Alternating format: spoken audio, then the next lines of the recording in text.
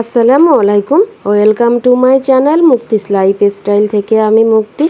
আশা করি দেশে এবং দেশের বাহিরে যে যেখান থেকে আমার আজকের ভিডিওটি দেখতেছেন সবাই আল্লাহর রহমতে বেশ ভালোই আছে।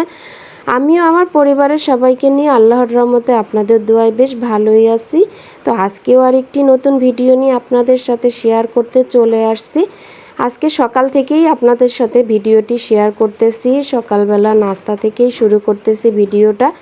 আর আমি বেশিরভাগ সময় নিজের হাতেই নাস্তাটা করে নিই, বাহিরের থেকে নাস্তা কমই আনা হয়, কেননা বাসার ভিতরে যে নাস্তাটা করা হয় এটা আসলে স্বাস্থ্যসম্মতই হয়। এই কারণে আমি ওদেরকে সবসময়ের জন্য বাসার ভিতরেই সব নাস্তা করে দেওয়ার চেষ্টা করি। সকালের নাস্তা বলেন আর দুপুরের খাবার, তারপরে হচ্ছে বিকালের নাস্তা, সব কিছুই নিজের হাতেই কম বেশি করে দিই। তো আজকে হচ্ছে সকালের নাস্তাটা কোনো মতে করে তারপর সরাসরি দুপুরের রান্নাতে চলে আসছি। আজকে দুপুরে রান্না করব হচ্ছে বাবার বাড়ি থেকে যে মাছ মাংস আনছিলাম সেইগুলোই রান্না করব। এদিকে আবার নুসরাতের আব্বু হচ্ছে ঢাকায় চলে যাবে, এই কারণে চিন্তা করছি যে আজকেরাই মাছ মাংস রান্না করে ফেলি।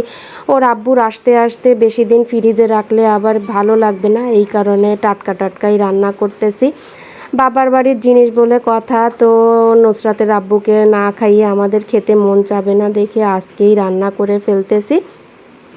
তো আমাদের দক্ষিণ অঞ্চলের জন্য চিংড়ি মাছ বিখ্যাত, আর আমার মেয়ে দুইটাও চিংড়ি মাছ খুব পছন্দ করে। এই কারণে আমার আব্বু বাড়িতে যে পুকুরে মাছ ধরছিল সেইখানে যে কয়টা চিংড়ি মাছ পেয়েছে আমার মেয়েদের দুটোকেই দিয়ে দিয়েছে। বা আসলে নানা নানির ভালোবাসা তারপরে বাবার ভালোবাসার তুলনা হয় না। তো প্রথমে চিংড়ি মাছটি রান্না করে নিলাম। আমি হচ্ছে চিংড়ি মাছটি সবসময়ের জন্য নারকেলের দুধ দিয়েই রান্না করি। তো চিংড়ি মাছটা রান্না করার পরে এবার গরুর মাংসটা রান্না করতেছি।